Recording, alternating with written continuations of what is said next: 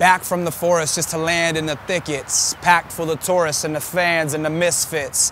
Snap, snap, get a grand for a nip slip pick that she pre-planned dab in her lipstick. I'm in the back of the bar by the bathroom, knowing that's where every single bra gotta pass through.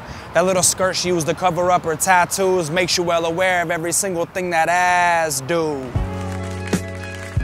I have this theory about the age 13. It's the most formative year in your music tastes, and that year for me is the year that Snoop Dogg Doggy Style came out, Wu-Tang entered the 36 Chambers. Those two records are really pivotal in like, oh, I love rap music.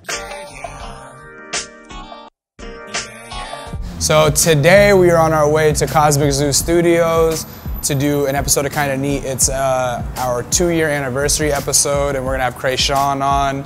And right here is where usually I would say what's up to Daddy Kev, who is the owner of Cosmic Zoo Studios. He's like the founder of Low End Theory, owner of Alpha Pup Records. Shout out to Daddy Kev, thank you so much. Hey yo, woke up and left the house with a smile on. Problems in my pocket, trying not to let them pile on. As I've grown up and the older I've gotten, the more I kind of realize that you don't just have to be one thing to be a creative. So like, rather than compartmentalize myself as like, oh, I am a rapper, it's like I realized that taking pictures and rapping tap into the same part of my brain. Having an hour-long conversation with someone else that's creatively inclined also taps into that same part of my brain. And then watching them perform is inspiring to me. And so I get to kind of like participate in music even on what feels like a day off. I have a radio show on Dash Radio. How do people find that? We'll get some plugs in first before we really start. Plug it up. Yeah, plug it up. I guess the moment when it started really becoming something that was helping me in a monetary sense was probably around 2012. I went on a tour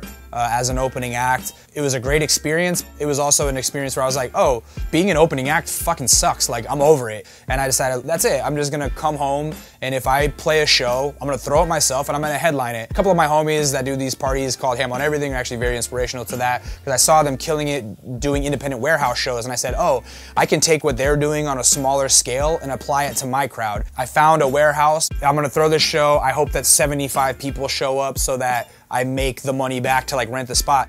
300 kids showed up, and I went, what the fuck? Like, that's crazy. This is my first time ever headlining a show, period. Not only did I make my money back, but like, everybody made money. It was dope. You know, here's the thing is that I know some people with 4, 5, 6 times the amount of Twitter followers as me that can't sell out a show in LA. And me with under 10,000 Twitter followers, I sold out the Troubadour. That feels like, oh, okay, we've built something like where it matters to people. And that is like the best kind of moment that you can have.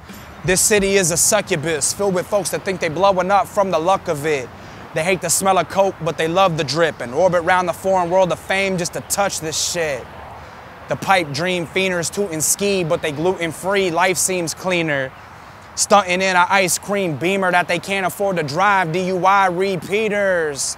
Haven't been alone in a fortnight, frontin' like they forgot every facet of their old life. Sordid stories told by more sore sights, poor me, 44 keys and an old mic. Fucking a new girl nightly.